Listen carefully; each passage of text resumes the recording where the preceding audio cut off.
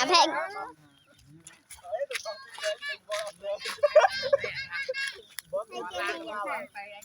xì đạch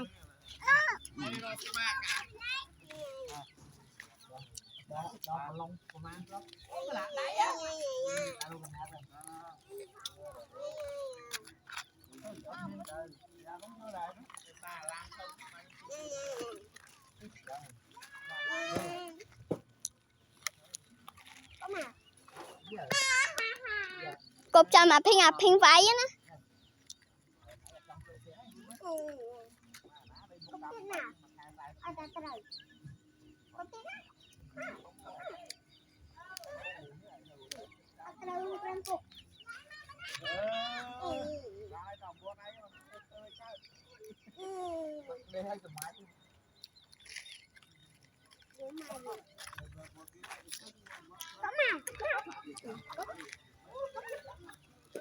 cô bắt ra perang kopi nih.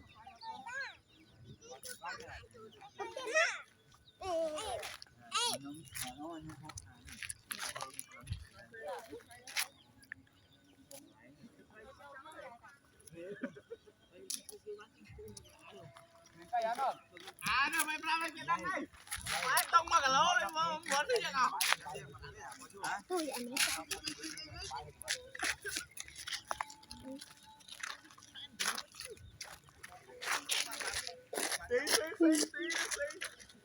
Nó ngon ngọt thái.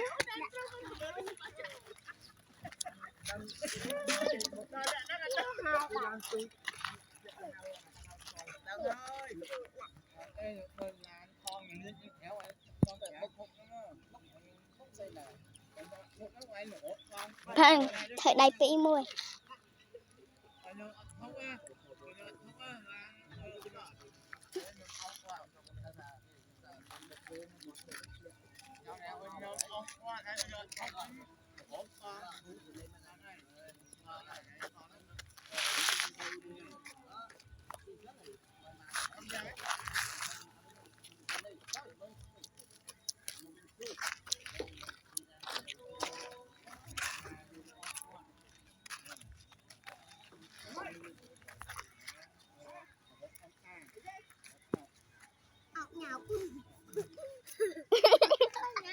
Ăn nhậu học nhậu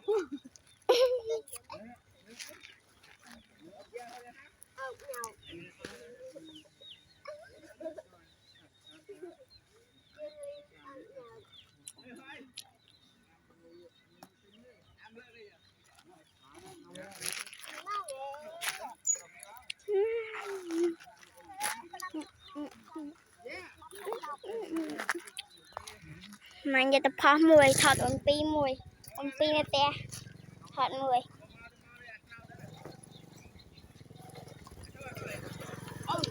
mới cha xa mùi ổn pi rồi mình thọt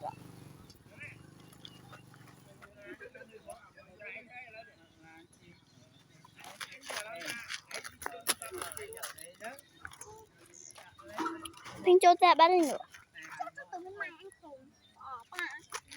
Hãy subscribe cho kênh Ghiền Mì Gõ để không bỏ lỡ những video hấp dẫn.